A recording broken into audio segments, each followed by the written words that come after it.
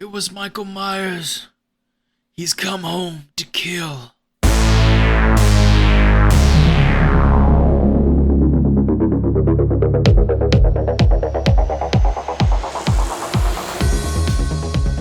This is the Horrible Film School. Take a seat and slowly peel open your Trapper Keepers. I'm Chris, and I'm here with Professor Hootie.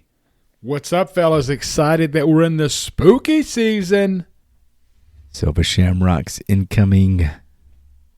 We are also joined by a big dog, and he bites. Professor Joy, a.k.a. Dr. Nasty. Oh. Yeah, I know we're here today to talk about, spoiler alert, one of the Halloween movies. But before we do that, can we please talk about Terrifier 3? Oh, yes. The weekend is in the rear view. Terrifier 3 is into the world. I've looked everywhere. I've searched high and low for the fucking Christmas song that's played in that movie, and they haven't released it yet. Oh, it played over the credits? Yeah. It was pretty tight little. So it wasn't as, fucking catchy. It wasn't as graphic or obscene as I thought it would be. It was like it's a pretty good Christmas tune. About arc coming down your chimney and causing mayhem and havoc. Is it as graphic as described on social media? The movie itself? Yes. Yeah. Oh, yeah. It's more of the same. It pulls no punches at all. Yeah, some pretty wild shit in there. You know what? It did pull some punches that kind of pissed me off. The Clint Howard thing. There's some editing that's kind of wonky, I would say. I wanted to see Clint Howard get fucking skinned like a goddamn deer. You wanted Clint Howard full on mannequin dude, decapitation? I wanted to see him get fucking rolled. But, why Clint Howard? What's your beef with Clint? Nah, just they would have been like, because he has such a weird face shape and he's such a unique looking individual. I think it would have been awesome for them to like play into that. I think it would have been like a cool mount of a person with the actual prosthetics and stuff. I think it would have just been neat. I feel like that was probably in his contract though, that he couldn't be gutted and eviscerated and disemboweled. Why sign up for that movie if that's not what you're into? Well, he might be around for the fourth installment. This is true. He might not. Oh, okay. No comment. I think it's a big spoiler alert. He might not make it. We'll go ahead and just put that out there. It is a Terrifier movie. No one really survives a Terrifier movie. Well, the main girl does. Well, I'm assuming. Is he the ice cream man in this film? Nah, I don't think canonically this character could be that guy. It's possible, I guess. There's probably some backstory there. If yes, Mr. Damien Leone. But speaking of Terrifier 3, my top news story for this week was Terrifier 3 is the #1 film in the United States of America. How fucking insane is that? What movie did it dethrone, Chris? From one clown to another, right? It took the Joker 2 right out of the equation. Isn't that insane, dude? The Joker, the original Joker movie brought in, what, $1 billion? $1 billion, yes. I've heard this one's flopping. Yeah, I think it's on track for less than $100 million. That movie, it shit the bed. What year are we in to where a third installment of a horror franchise is killing it at the box office? An independent one at that. It's not even made by Warner Brothers or Universal or anybody. Just Bloody Disgusting, I think, is like one of the producers. The website, Bloody Disgusting. It's insane, dude. I may not be the biggest art fan, but I can get behind this groundswell. It's power, man. I think it's the first of its type as far as like a movie made in like the social networking internet era, where a horror movie that can kind of grow organically like this, like each one is outdoing the other. You just don't see that with big horror franchises, as we'll talk about today. Usually you get diminishing returns along the way, Well, as we'll see today, a lot of hands get put in the cookie jar once these things make a lot of money. Yeah. And I was talking with Joey on the way back from watching Terrifier 3, and I think something that's unique about the franchise, I mean, it's definitely not for everybody. I can understand if someone thinks it's like disgusting and the epitome of everything that's wrong with the genre, but there's one guy who's created this character, and he's written and directed every entry. We don't ever get that with any of the other. Oh yeah, this is his baby. Icons. I don't feel like he's making these movies so that he can move on to bigger and better things. Exactly. I think he's making these movies and going along with this character because it's his character. It's nuts. And no one else is going to be given the creative direction, because I think he's been offered deals from other studios for the character for like himself. a larger budget and bigger payday and all this other bullshit, and more exposure. But he's turned those down so he can maintain creative control. So yeah, I can imagine if Wes Craven made like 10 Nightmare movies, like it just sounds unimaginable, Or John Carpenter made that many Halloween movies. It's crazy that he's this attached to his character, and he's doing good things with it, making money. So I think I heard he's going to make 2 more in the Art saga. So that's his plan, at least as of today. Oh, it's definitely the plan, as it has been greenlit for Terrifier 4 already. 4 is on the way. You got to think that in, say, 10 years, he's going to eventually stop making these, and somebody's going to make them directly in his place. Well, he may have actual ownership of the character, considering the fact that he hasn't really sold anything to a studio yet. That's true. Like, like Freddy Krueger becomes property of, New Line. So, like, they own that character. And at some point, John Carpenter has to sell off his characters, so. And at some point, guys, you get Freddy versus Jason. There we go. Life. Speaking of Freddy, this bit of news I ran across on Twitter made me frown a little bit, but Robert Englund confirms he can no longer physically play Freddy Krueger. He said he'd be down for a high-end animated version of the character, doing some voice work, but he says there's no way I could do those fight scenes in more than one take now. Dude, the Nightmare on Elm Street anime. That'd be badass. How fucking sick would that shit be, dude? Him fucking battling like some giant-ass, like, troll with the fucking gloves, and he's saying some wild shit. We need protagonist Freddy. Bitch. I've had enough antagonist Freddy. I want to be on his team for once. Yeah, other than that, I don't know how big of a fan you guys are of a movie called Ready or Not, but its sequel is officially underway. Kind of one of those sleeper hits. Samara Weaving or whatever. Samara Weaving, yeah. She is returning for the sequel. I've always seen it like advertised on Netflix and shit. Anytime I you never seen it? I've never watched it. This guy's a fun watch. It seemed too much like, what's the movie? Is it You're Next? You're Next. Very similar promos, very similar artwork, I think, but 2 different movies entirely. Really? They look similar. Tongue in cheek. Your Next was more straight horror. Yeah, I actually enjoyed that. So I mean, I guess I don't really have an excuse for not seeing it. But Ready or Not is where she goes to her fiance's house or something. Is that correct? Yeah, it's like they play hide and seek like the family does as part of every marriage, like a marriage ceremony party thing. Normal stuff. Yeah. Hence the Ready or Not title there. I remember liking it. I haven't rewatched it, though.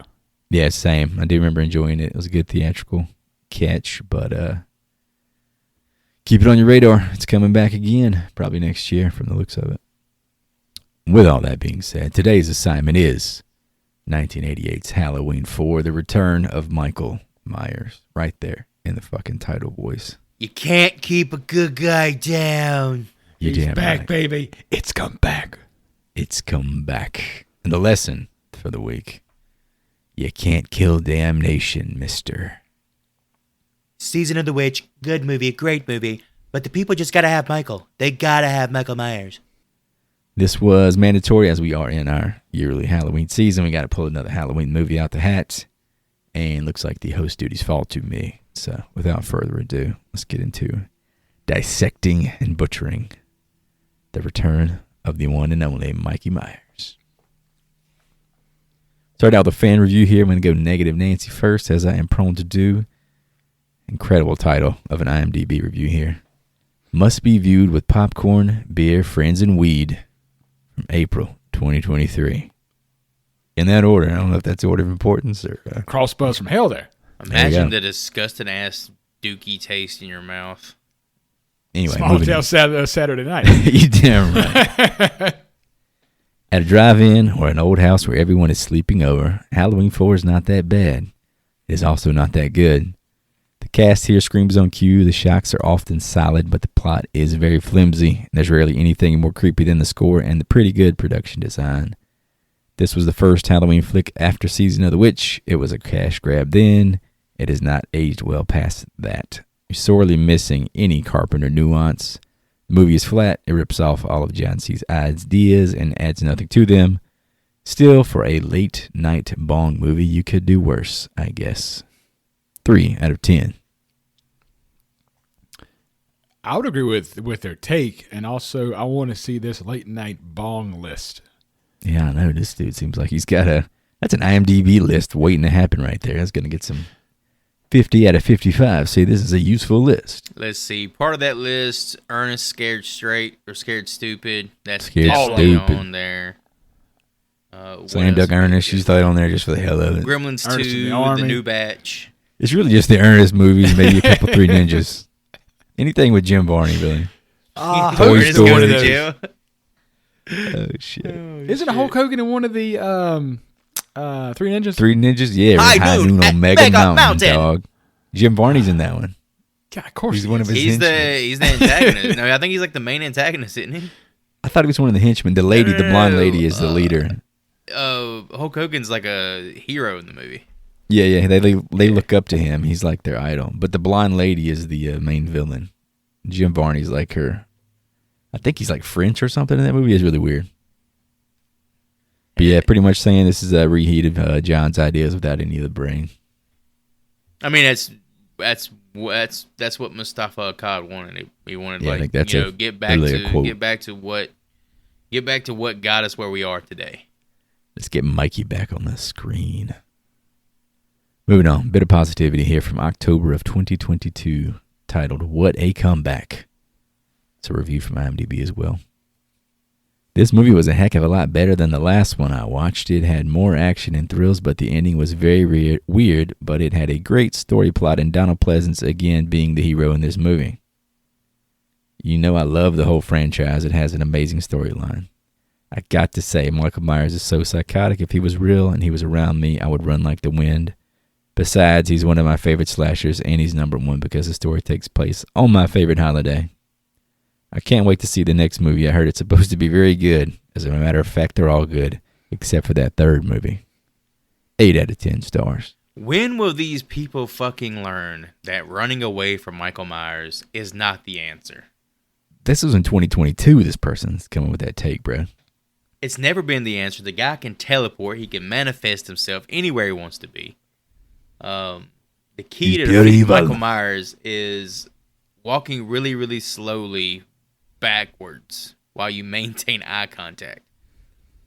He does freeze when you look at him. Yeah, he doesn't fucking move when you're looking at him. It's like freeze tag. You remember freeze tag? Wait, was that the game? Was that if everybody looks at you, you can't move? No, it was like freeze tag when you tag somebody and they can't move. It's like the opposite. It's like freeze stare with Mike. Freeze stare. So you treat Michael Myers like you would a grizzly bear. You just look at it. Nah, the grizzly bear, you lay there, you lay and play dead, don't you? Well, you let Michael play with it a little bit, you know. And then the motherfucker goes, stabs, you get the Leonardo DiCaprio treatment and wake up 9 months later and you're pregnant with a fucking bear cub. How about that? That's a Revenant shout out right there. And that's Bigfoot. That's life. But I thought the highlight of kind of what this person was saying here, a bit rambly, but Michael's back. I mean, that's the tagline for this entire entry, right?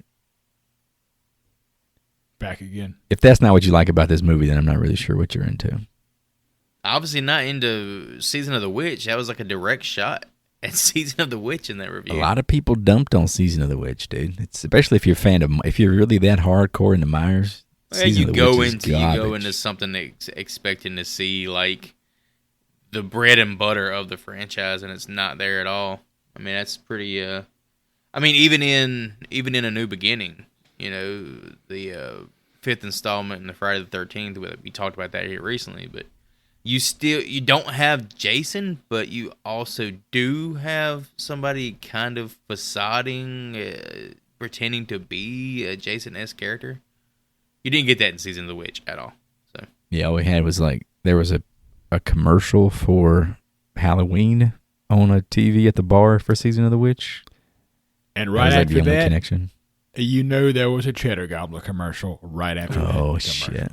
Fantastic.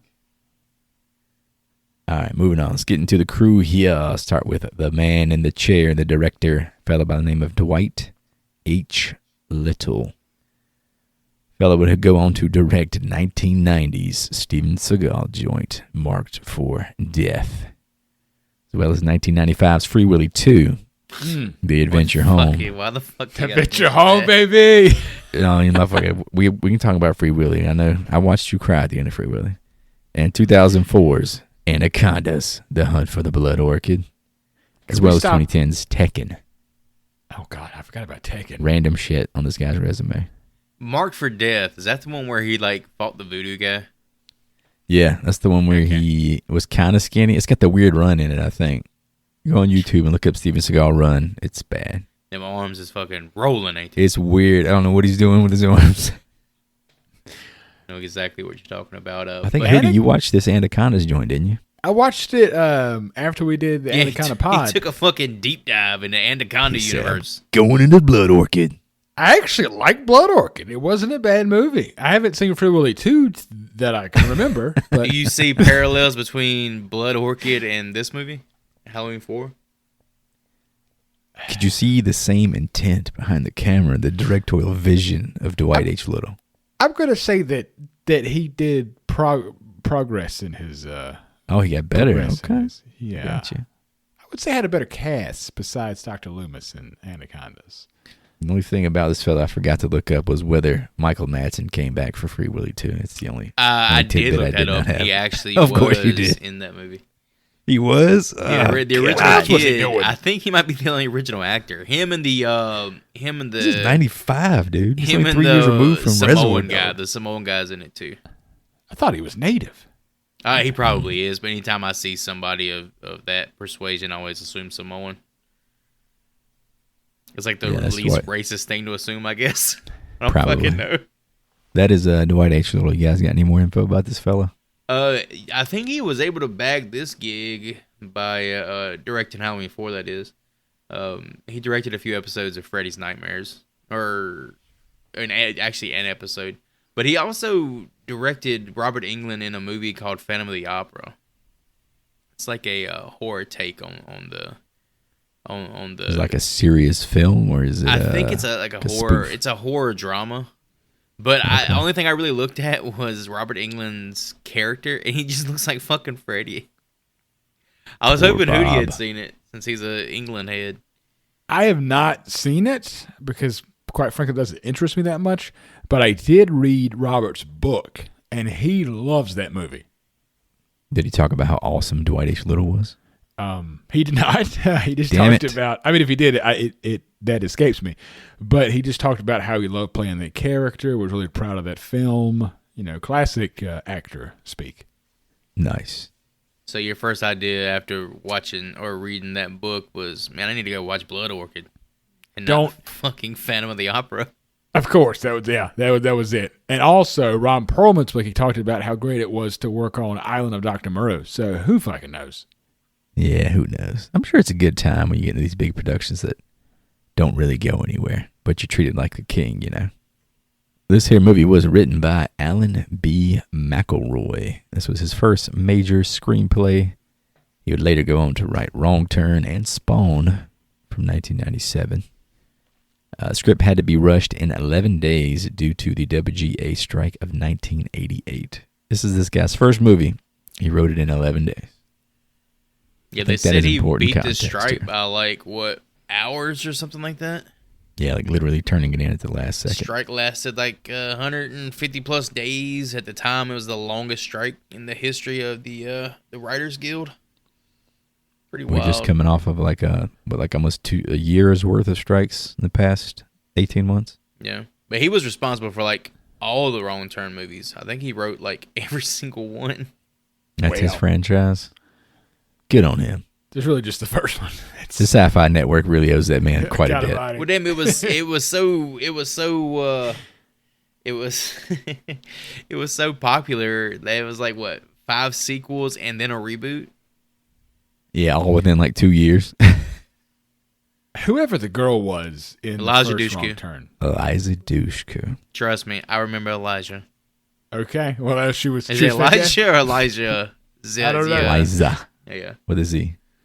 She was in Dark. Was it Dark Angel or whatever the fuck? That white tank top. And Quinn from Dexter's in that. Yeah, dude. That's why every time I saw him in Dexter, I was like, "That's the Wrong Turn guy."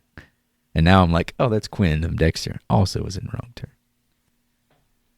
I thought it was a pretty interesting note about the screenplay. He said he approached it as though Myers was pursuing Jamie as a means of connecting with her, but he had no social capacity to interact with her and thus resorted to violence. So I guess it's kind of a take on Jamie from the first one. He's trying to embrace family, but this is the only way he knows how, is the tip of the blade, I reckon. It's murder. Thank you for the Christmas present. Now let me fucking show you how thankful I am. Yeah. Here's this ice pick to the back of your fucking neck. That's how you get an axe to the forehead, as the ICP would say. I also want to touch on the producer. We kind of shouted him out already, Mustafa Akkad. He executive produced all the Halloween films through 2002's Halloween Resurrection. And, of course, he's the one who pushed for the return of Michael Myers after the fan disappointment with Halloween 3. His name is all over the franchise. And I think his son has kind of taken over that role since, because he was killed in a 2005 terrorist bombing in Jordan. Whoa. That's pretty crazy. But yeah, that's Halloween's or I guess was his baby. So any creative direction the movies have taken while he was around, they went through him, for better or for worse. So yeah, he's essentially the guy who buys the character in a way from Carpenter and Deborah Hill and nurses him into the new millennium, as it were. I guess it's the same way as the dude that was responsible for the Child's Play franchise. What the fuck is his name? Don Mancini. Same deal. Chucky Daddy. Chucky Daddy. That's how I always remember him. This is the first film that I can remember in this franchise where I cut it on, and the opening credit scene, I saw that man's name, I think, 3 times. Yeah. And I was like, who is this dude? And then I realized, he's the producer now, becoming wanting to be the guy of this franchise. Yeah. He's such a unique name when you think about American movie producers, especially at this time. You don't see many quote unquote John Smith sounding names, as far as money in Hollywood at this time. Especially considering that Halloween is a pretty white franchise. Yeah, definitely has its roots in. It's in Illinois, bro. White crazy, man. Until Busta comes in. Don't the you worry, Midwest, Busta's baby. He's in the fucking Midwest. Trick or treat, motherfucker. So yeah, that was Mustafa's last contribution to the franchise. He got Busta on camera. We got to get Busta Rhymes up in here. Rest in peace, Mustafa. There any more notes on anybody behind the camera before we look at some production notes? No. I had the special effects coordinator, which was Wayne Toth, who he worked on The Faculty, which I think we all enjoy that film. But he later became Rob Zombie's guy. He's done everything for Rob Zombie. House of 1,000, both Halloweens. Oh shit! I wonder if Bobby Zombie poached him for his work on the Halloween franchise. He's a big fan of grabbing people from movies he loved as a kid and making them modern stars. Like Bill Moseley. Didn't he pull him pretty much just based on the fact he was in Texas too? I mean, yeah, but Bill's fantastic. Yeah, still love Bill. Good dude. All right, moving on. Here's some production notes I thought was pretty interesting as far as the development of the movie. It was originally planned they were going to use John Carpenter's idea of a ghost story as opposed to the actual Michael Myers physical manifestation that we get in this one. I didn't look into details on what that was because essentially Carpenter and Deborah Hill signed all the rights away to Akkad, who gained ownership after this because he pretty much said their idea sucked. And thus begins the Thorn trilogy story arc that we're going to be dealing with for the next 2 years. Y'all got any details on what this ghost story was? Pretty much it's dealing with the fallout of the events that preceded the first this movie in particular. But yeah, the half the town is going to be in denial of the events. They want to just suppress it, and the other half want to deal with it, and they want to ban Halloween and all this other bullshit. and all this. Ban Halloween. Yeah, it's like some Footloose shit. Ban Halloween, like no dancing. Footloose. Yeah, like no dancing. No trick or treating here. Kevin Bacon shows up with a Freddy Krueger mask. I guess it's similar to Halloween 2018, right? Don't they have like a thing against like Halloween? No, they have like a dance. I'm misremembering that movie. I need to go back and watch it. There's too many of these timelines at this point. This turmoil kind of creates like a spectral, psychological Michael Myers to appear and wreak havoc instead of like a physical manifestation. People? I guess. I don't. Apparently, you hear why the idea wasn't greenlit. Okay. I'm just picturing like a Hershey's chocolate truck driver driving into Haddonfield, and the sheriff just been like, "You got to take that shit out of here." I'm just picturing Casper, like a get murderous that Halloween Casper. Shit out of here. Isn't that what I think that's a quote in this movie. We ain't got time for that Halloween shit around here. As far as filming, the movie was shot in March 1988, the year that your boy was born, or the month actually your boy was born, in Salt Lake City, Utah. So they had to import leaves and pumpkins in order to make it look like autumn, of course. It's just like when it was in, what was it, Southern California? Same sort of Pasadena, deal. yeah. Pasadena. They were like, that was the old Robert Englund story about how he's an extra. He was the one scattering leaves on the ground and then picking them up. Yeah. Well, speaking of 1988, man, that was the first year that the big three horror franchises released films in the same year. Halloween 4, Friday the 13th Part 7, The New Blood, and Nightmare on Elm Street 4, The Dream Master. In addition to the release of the first Child's Play movie, as well as Hellraiser 2.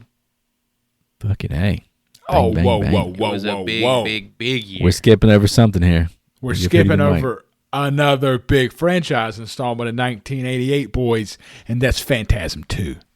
Oh, shit. Who could forget? Covered on this here podcast. Phantasm 2. Was that a dream? No!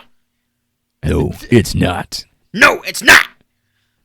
Oh no! Also has some notes here on some more of the making of the Dr. Loomis's burn scar. Apparently, good God, it was a struggle. That looked like shit, didn't it? Apparently, that thing was a struggle to figure out. And halfway through the movie, Donald Pleasance complained it looked like a fried egg. So they changed it mid-production, and it results in changes throughout the movie, which totally destroys a barely coherent continuity they were trying to maintain. The first time we see Donald Pleasance, it looked like somebody popped a fucking egg on his cheek. It's running off his head, right? Like, really bad. It's popped on his cheek like it's a fucking egg in a pan. So whenever you see that, that's earlier in the production. Whenever it looks okay-ish, that's later in the production. But those things happen. They oscillate throughout the movie. It's so pronounced and so like... It's almost like they had some sort of backstory for how he like got the burn outside of, hey, he escaped an explosion. Like some instrument hit him in the face, like a fucking really hot donut landed on his face and just scalded the shit out of his face. One hot donut. Like super hot and outside. Like scalding hot. I didn't want to discredit the man, but seeing now you brought that up. Seeing Loomis's burn scar, how did Wayne Toth go on to have such a successful career? I don't know. I feel like that was the crux of the makeup in this movie, you know? That was the one job you had come in and like do a bunch of additional work, like in a 1 day span. I'm sure it wouldn't to fix his makeup, but the guy came in, was like making omelets, like different omelets. Which one of these? You want to scramble? You want to sunny side up? You want to over easy? French style. Hard? What do you want? I like the French omelet personally. Poached maybe. The hell is a French omelet? Oh man, you have to roll it over and you cover it in butter. It's really like decadent. Look it up on YouTube. It's like the most decadent omelet you can make. This dude, Joey, that's too much. This is how I was teaching myself how to cook. It's the hardest shit you can make. Why the fuck would you do that? It's gonna be an egg at the end of the day. You put little chives on the top though. Make it over easy, and you're done. Put it on a burger with some bacon. Oh my fuck. Oh, Kenji, that's good eating. Kenji out Lopez. Look him up. He showed me how to make a French omelet. Mario Lopez. I'll look him up. Mario Lopez, AC fucking. When I wake up in the morning and I need some fucking eggs, I'm gonna make them. And French I need some style. eggs for eggs for the class. Damn right. Anyway, moving on. The Mask. Again, another point of contention for this here movie. Apparently, a new one had to be purchased from a local costume shop because the original was still owned by Dick Warlock. Could they not get Dick to just let them borrow the damn mask? See, I thought Deborah Hill had it. This is one of those like the chain smoking producer, the 80s horror movies, man. Who would wear it and chain smoke and cover it in fucking nicotine and tar? Just pour Dr. Pepper on it all the time and step on it. I don't understand why it's so difficult to recreate this damn mask. Exactly. Like that was the beauty of the original one. It's like, oh, it's such a simple design. It's just one generic ass mask painted white. That's it. You know what it is? Nobody can redo it. William Shatner said, "Ain't nobody using my likeness no more," and fucking put his foot down. They're all Leonard Nimoy going forward. No one just put it together quite yet. But yeah, the mask. They bought one from a local costume shop. I thought that was the weirdest fucking I told note. y'all this mask in this movie is going to be shit. So they bought a Michael Myers mask from a toy shop. Yeah. You ever been to like Spirit Halloween and you're trying to get like a cool costume, but the mask or whatever is like, this is like a really shitty version of the thing. It looks like it. It looks terrible. Apparently that's what they did. It looks like a plastic bag with eyes cut out in it. They tried to do some custom work, and the custom work just turned out like shit too. Oh yeah, I got whole notes about. Yeah, I'm gonna let you. I'll let you on for sure. I got two more, and I open up the floor here. This is the first movie that credits the character as Michael Myers rather than the shape. So I guess that's something. Probably doesn't hurt they put his name in the fucking title. And Melissa Joan Hart auditioned for the role of Jamie, but did not get it. She would, of course, go on to star in Sabrina the Teenage Witch. Joy used to watch that shit on Nickelodeon every day at about 3:30. The fucking cat on that show was so funny, man. The cat was so funny. You have talked about this cat the entire time. Salem. His name is Salem. Salem was so funny. But the witch moms, God, they were so fucking hot, dude. It was the aunts. They were the two aunts. They were pretty hot. What the fuck ever, they were hot. Hot, older, blonde ladies. Yeah, I do remember them vividly. Funny enough, Melissa Joan Hart was like the worst thing about the show. I remember the animated series more than the live action. Oh, shit, really? I guess that's like the couple of years difference between you and the two of us. I got the animated. Who do you got? I did remember what was the animated Beetlejuice? I remembered better than the movies as a kid. You remember that, Joy? Not really. The Beetlejuice cartoon? Where like Beetlejuice was kind of a good guy in that one? Okay, you know what? No, I'm thinking of an action figure from the movie. Like when he's doing the snake thing. Or that could have been the cartoon. I don't fucking know, man. Why you put me on the spot? Too much. Just saying. Too much pressure. Those few years of difference, man. They changed the world. That's all I got for trivia. What you boys got? This was the film debut for Danielle Harris. Speaking of Danielle Harris, her character Jamie was originally intended to be called or be named Britton Brittle Lloyd. I guess I read that right. But the name was changed to Jamie in honor of the quadrilogy's original protagonist, Jamie Lee Curtis. Pretty cool little tidbit. Tip of the cap. Thank God that happened. Honestly, you covered pretty much every other thing I was going to talk about. So. Bravo to you. I guess I look stupid now. Yeah, I'd say bravo to you, too, because that's all I got except for one note. What you got? What's the one note? It better be a banger. The one thing you couldn't find, okay? Fuck. That is, Danielle Harris sold the clown costume to a fan. Oh. Hopefully it wasn't like a 60-year-old man. The original. That was not disclosed, so it could have been. It could have went really sour, man. Oh, boy. Hopefully it was done in person with someone younger than her. Imagine Joy trying to squeeze into that thing right now. A little 11-year-old girl's Halloween costume from 30 I doubt years the ago. motherfucker bought it to try and wear it, Chris. What is he going to do? Is sniff it? He's going to fucking put it in a damn, put it in a fucking thing and display it. Oh, this was the costume from Halloween 4. You just see Joy out walking around in some way too small clown costume. This is the actual costume from Halloween 4. This is the Jamie costume. Breathe, son, breathe. Also, I guess, of course, it has to be of note here. This was a $17.8 million box office versus a $5 million budget. So classic 80s franchise horror just keeps strolling along, making bank.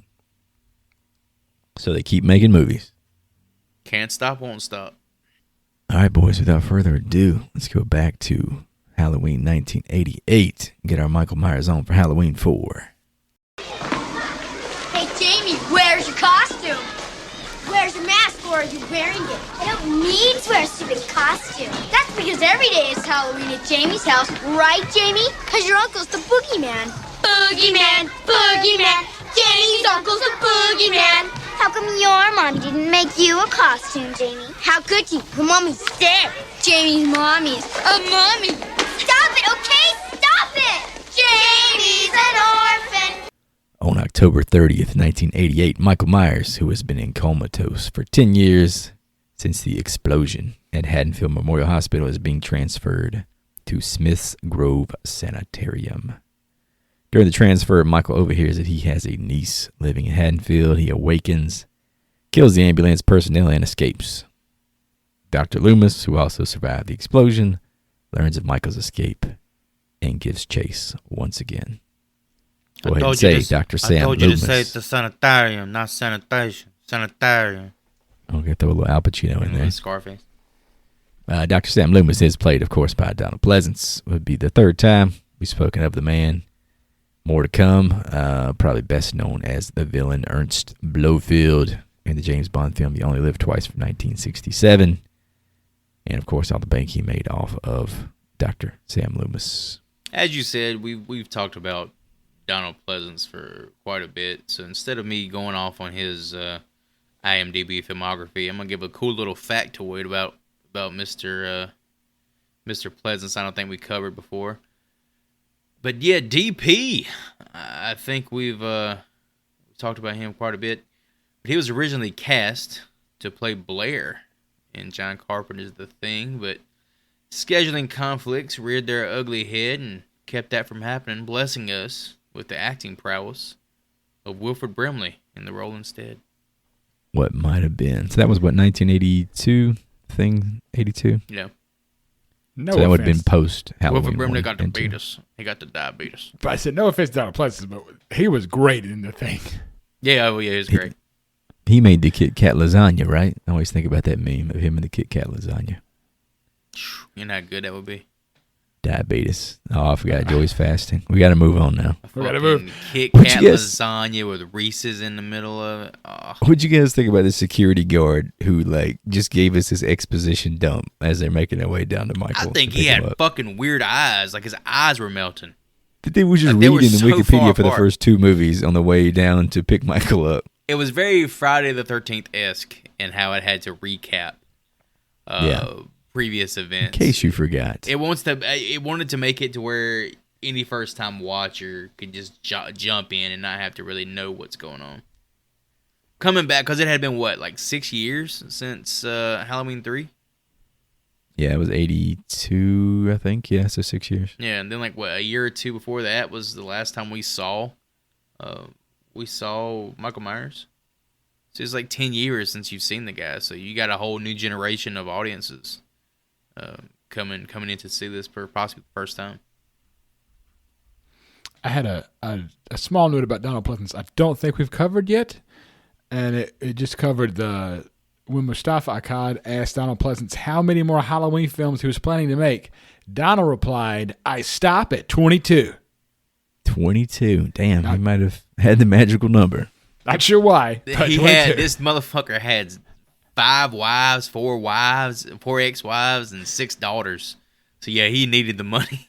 He had to keep him up. Don. So we see Michael. He's comatose, right? His face is wrapped up. His face has been wrapped up for 10 years straight at this fucking point. It seems like no one goes near him the entire time he's in his little coma. Yeah, you think about it. How long was Burnsy, a.k.a. Cropsy? How long was he wrapped up in the burning? Surely it didn't take 10 years to heal from a fucking... That's what I'm saying. Why the hell is Michael still wrapped up like this? Was it 10 years or 5 years? He's been in a coma for 10 years. This is from 78 to 88. Maybe it's 10 years wrapped up in bandage. 10 years, yeah. I think what the director would try to to get across is that he's doing like skin grafts. And that's why his face is wrapped up all the time. For it's like 10 constant fucking skin years. grafts. Who the fuck would care about giving skin grafts to a goddamn serial killer?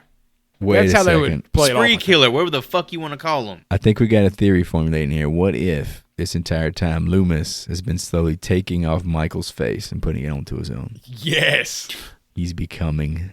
But they're both burn victims. Why the fuck I'm saying would it's like he do trade. that? Like, oh man, your right cheek looks good. Mine looks like shit. Let's swap. Michael can't say anything. He's in comatose. Dr. Loomis is telling Mike about how he makes his French eggs. Exactly. Mike doesn't give a fuck. Let me tell you how I made this fucking banging ass omelet. You got to bang the pan while you roll it. It's really pretty neat.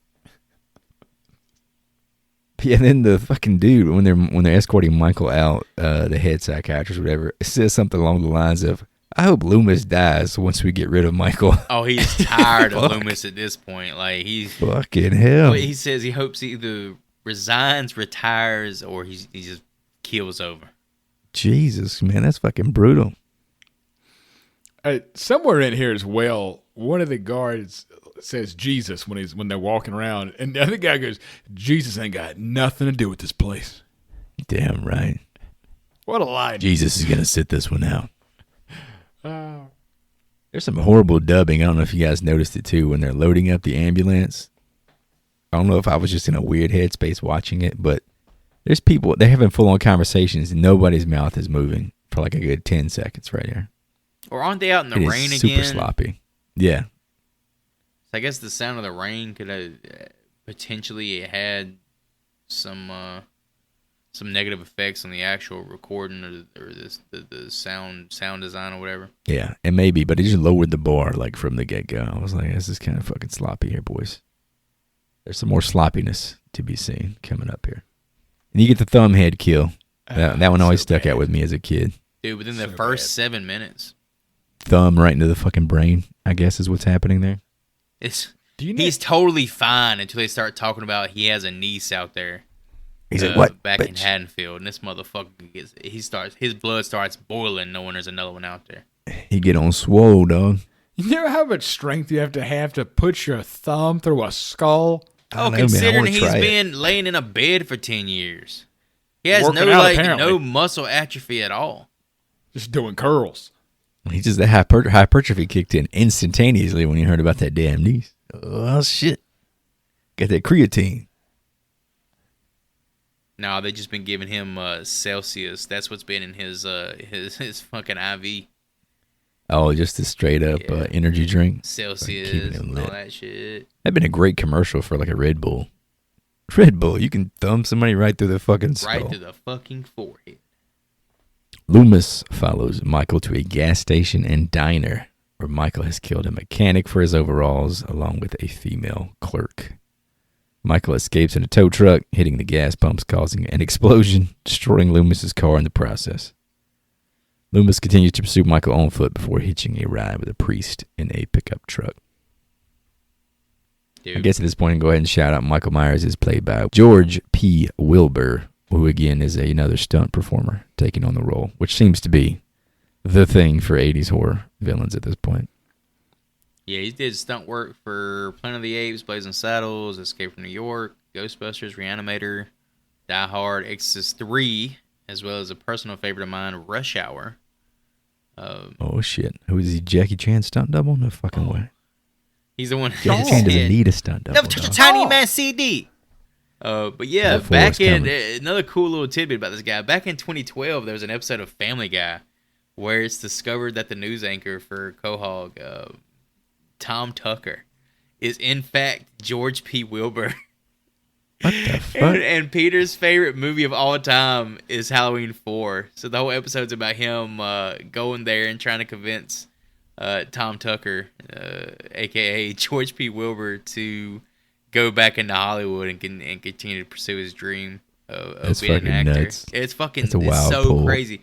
They actually show a clip of Halloween 4 in the episode, and it has Michael Myers just standing there talking as this character.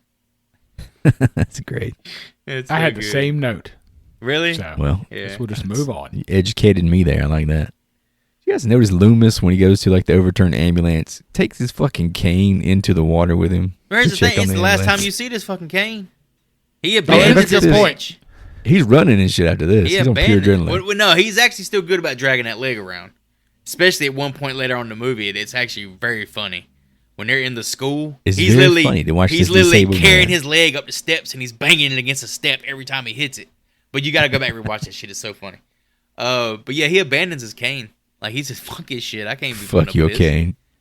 Joy's over here talking about, can we get a handicap sticker? Loomis says, fuck this cane. Well, you talk about the cane. You see the way he jumped from the fire? Like, the explosion? Oh, that's a full, like, WWE off the top rope fucking barrel roll. He's jumping over 3 foot tall barrels and shit like he's John Cena in the Marine. What is with this wild ass explosion here? Just casually, the gas station blows up. I mean, action film level fucking explosion. Wild, yeah. Like he just drives by and that triggers an explosion. I don't know if it's like a book of matches he runs over. He's shooting at him with a goddamn Smith & Wesson while he's doing this shit. I think he hits like a gas pump or something. I don't know, dude. It was fucking wild. I was like, what? Why did we put this? Like, the budget could have done without this. Sorry, man. You could have spent this on something else. Once again, we get a doctor, a man of medical science, just wielding a 6-shooter. It's evil, man. Pure evil.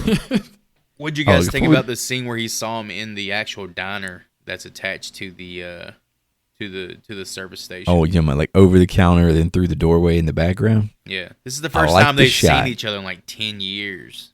I do like the shot, but I did have a question that came to mind here. How do you think Michael feels when he sees Loomis coming? He's like, God damn it, again with this fuck. Like, you know how everyone's like terrified of Michael Myers? At some point, he's got to be like, Loomis, like, this fucking guy again? I wonder if he's more afraid of Loomis than Loomis is of him. I think at this point, that's the only thing keeping Loomis alive is the fact that Michael's still alive. Well, according to the head of the psych ward, he needs to just hurry up and kill his ass so Loomis could die too. I had a note here. I don't know if y'all saw it or not, but when Loomis walks into the garage, there is a running torch on a barrel. Oh, that thing is full fucking blast. Is that what causes the explosion? It's got like a 2-foot flame on it. I was like, why is this thing running? This fucking mechanic was hard at work. That's actually like, I think that's kind of a good piece of, what would you even call that? Background flare to show you that, hey, there was something in the process of happening here. This isn't just some abandoned place. Oh, you think Mike was taking a torch to the fucking mechanic? Hell yeah. Nah, he was doing something to that motherfucker. He fell with Marcellus Wallace on his ass. I gotta burn off some flesh for Dr. Loomis's face. Oh shit! Dude come down from the thing wrapped in chains like a meat piñata. I also had a question before we leave that EMS that was ever turned in that water there. That was a cool little production, a cool setup there. But why was there so much blood on the damn outside of that thing? It was covered in blood. He was stabbing and spraying. I was like, what the fuck was he doing? He just slowly poured everyone out and was thumbing everybody's head one at a time. He had to do one for each finger. He started off with the thumb, thumbing everybody. He had the pointer, the middle, and the There's a lot of blood for one thumb, dog. That's all I'm saying. Maybe he thumbed him and then grabbed them by the legs and started swinging them. Just banging heads on the side of the fucking ambulance. Oh, shit. And then the crazy preacher. This dude was fucking fantastic. Loomis was like such a kindred spirit with this guy too. You remember in the first one when he does that, hey Lonnie, get your ass away from there. And he does that goofy ass smile. He does the same thing in the truck with this preacher here. It warmed my heart to see it. The way this guy looks, his name is Carmen Philpy is his actual name, but the character's name is Reverend Jackson P. Sayer. He has the prototypical old homeless alcoholic bum hobo look. Moonshiny looking dude. That's what I think of. That's like an Andy Griffith extra. He was typecast from the 80s, early 2000s in those roles, like with Pee-wee's Big Adventure, Escape from New York, and The Wedding Singer, to name a few. I think he was in Beetlejuice as well. I think Tim Burton might have been a fan. But their interaction together while they were in the truck, it was like short and sweet. But I'm fucking telling you, this is the buddy comedy I need, is Loomis and the Rev. Crazy fucking combo, man. Such a good show. I need to ask. Kill damnation, mister. Did we watch two different versions? Because I've already been with Jamie for a while. Yeah, yeah. I just kept the thread with Loomis here. Yeah, okay. I just want to make sure. Because all this kind of because the timing gets kind of weird here. Because if you'll notice, not to fucking put the horse ahead of the cart, but some shit happens at night and then it seems to go back to day. You kind of the timeline gets weird in this movie. Yeah, it's only supposed to happen over 24 hours. The way you're wording it, though, you're taking one of my criticisms from the. I'm making it sound better than it plays out. You're making it sound way fucking better. Because Loomis literally disappears. Yeah, Kane, not a Kane. I agree. I just thought it'd be cool to get... No, you're totally fine. You set the pieces correctly. This is how the movie should have been edited, in my opinion. I was going to let you roll. You're fine. Let the movie be edited. After watching Legion, I just feel like there's fucking 9 versions of everything that I'm looking at. Probably. But I mean, at this point, we're kind of done with Loomis until we get all the characters together. So... Are we done with him hitchhiking and then getting fucking blown off by the dicked on by them, those fucking high school kids, dickheads. Shit. Hey, old man, hop in. And then the one guy in the back, you see him like lean over to his buddy, like right when he's within like 10 feet. Let's go leave this old motherfucker, man. This is before the Rev picks up Loomis. Poor guy. He's so excited about to get a ride. Might get 2 rides. He thought. It reminded me of Dumb and Dumber, honestly. Remember that scene at the end where like the bus load of hot girls pulls up? We're looking for 2 guys. We're looking for 2 guys to come along and oil us down on this journey. Well, you're in luck. There's a down 10 miles that way. That way. Plenty of guys. Man, it's sure some lucky guys gonna run into that. All right, back to it. Funny enough, that won't be the last time we talk about Dumb and Dumber. Oh shit. Back in Haddonfield, Laurie's daughter, Jamie Lloyd, suffers from nightmares about Mikey and is bullied at school for being the niece of the boogeyman. On Halloween night, her foster parents, Richard and Darlene, go to a party and leave their teenage daughter, Rachel, to babysit, forcing her to cancel a date with her boyfriend, Brady. Here we meet Jamie Lloyd, which you've kind of already talked about, played by Danielle Harris, who was 11 years old at the time, would go on to become a scream queen in her own right. And you guessed it, she was in 1990's Marked for Death. Dude. As well as 1992-1993 run of Roseanne, 1993's Free Willy, 1998's Urban Legend, and 2007's Halloween, where she played Annie Brackett, the Hatchet series, 2019's Once Upon a Time in Hollywood. I didn't even catch her in that, but she was one of the Manson girls, Angel. All right, in addition to that, I usually try to scour through an actor's mini bio on IMDb looking for some weird shit. Fun little facts, tidbits, flavor. But holy hell, reading through Danielle Harris's, it's like reading through War and Peace. That shit is long. Danielle Harris's agent, publicist, whoever is in charge of this, no one has time for that shit. Spark notes. This isn't Winston Churchill or Joan of Arc. Let's dial it back a little bit. Was her bio extensive? That shit is like 19 paragraphs long. Whoa. Damn. Ain't no fucking way. They got IMDb Pro, man. They're putting it to work. She's had a pretty prolific career. She was also in a... I fucking read Mr. Pleasance. His shit ain't but like 2 fucking paragraphs. Well, he's gone. She's still at it, bro. She got to sell herself. She's still working. She's in horror cons. Get it, boy. She was also in a movie I really enjoyed called Stakeland, which was a low budget. Stakeland is like a cop movie or something? No, Stakeland's a horror movie. If I remember, it's about... Yeah, is that the fucking sequel to Burgerville or some shit? Stakeland could go like 3 ways. Is it about a restaurant? It's a very good horror movie. The Elder Who got me into it. So.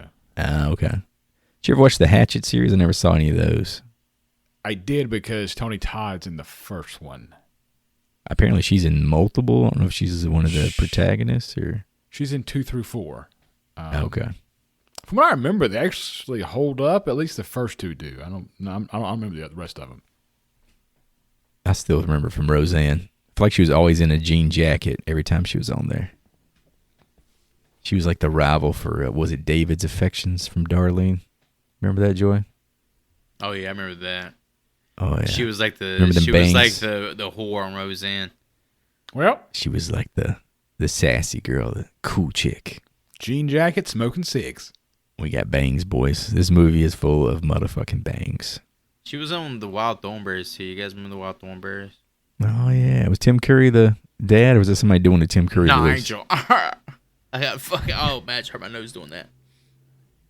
Oh Very shit. nasally bastard. That's back Sister in Rachel. Nickelodeon's heyday. Nickelodeon's heyday, yeah, back in the good days. But Rachel Carruthers is played by Ellie Cornell, who came back for Halloween 5, The Revenge of Michael Myers, spoiler alert, in 1989.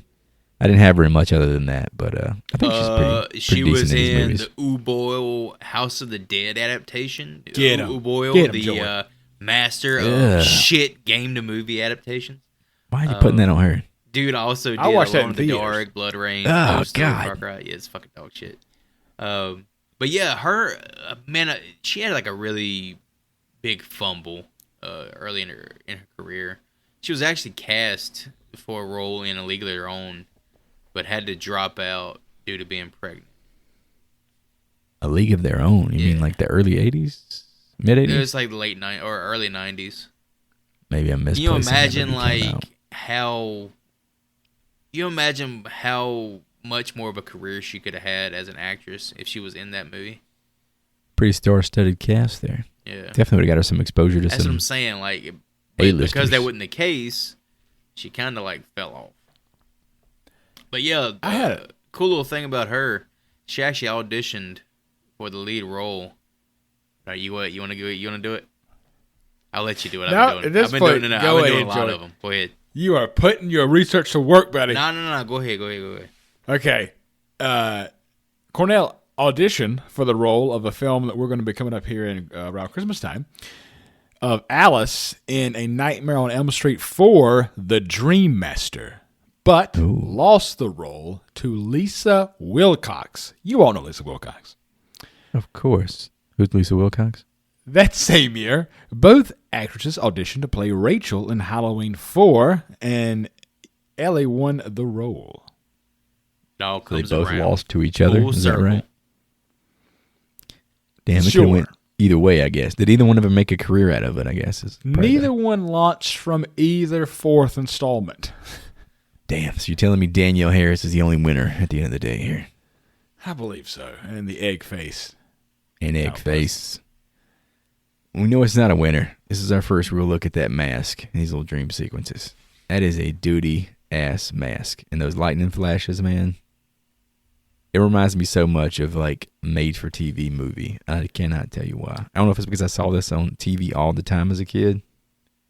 But the way it's shot, it really feels like a soap opera or something. Well, I don't know why. that too it's like, all right, they know how shit the mask looks. They know it's bad. Yeah, But quit putting so much light on it. But you go out of your way to add light to it for some fucking reason.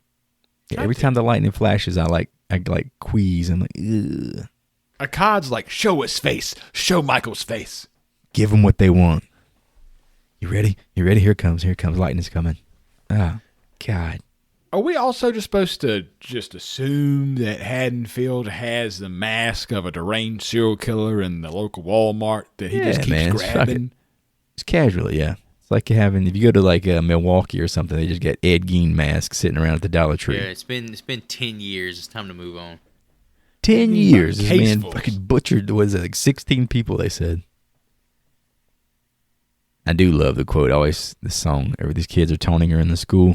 Jamie's uncle's the boogeyman, boogeyman. Jamie's Dude, uncle's the these kids are boogeyman. savage as fuck, man. When it comes to Jamie, they start talking about her like her mom being dead and all this other shit.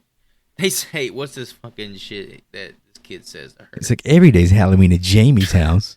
Fuck. Dickhead. Dude, I think she says, "How come your mom didn't make your costume?" Oh, that's right. Your mom's dead. Fucking brutal, savage, man. bro. I didn't get this dialogue. And no kid would make fun of a kid for being an orphan. You don't remember being in fucking elementary school, early. Joey was one of those boy. kids who would make fun of every orphan that he ran into. No, Bruce Wayne wouldn't have fucking stood a chance. You in this gotta guy. rib somebody, man. That's what it's all about. You gotta. It's a pecking order. A little girl, though. You gotta establish your place in the pecking order. I guarantee When you. it's Tommy in the first one, it's understandable. This is a little girl. You don't do this to little girls, man. Sorry. Joey sounded like Lord of the Flies. Girls are more savage than boys when it comes Joey to said, that "Give me shit, that conch shell. I'm gonna man. beat this Way more motherfucker." savage. You gotta display dominance. You gotta do it right away, just like in prison. You can't fuck around and get stepped on. You gotta be the one doing the stepping. Damn right, that's what I like. That's what I always say. I got a T-shirt that says that. Rachel picks Jamie up after school to buy ice cream and a Halloween costume. Jamie decides a double scoop. You got to get the fucking double scoop. Dude, she says earlier in the movie, "I'm on a diet, Mom. You don't want to oinker for a daughter."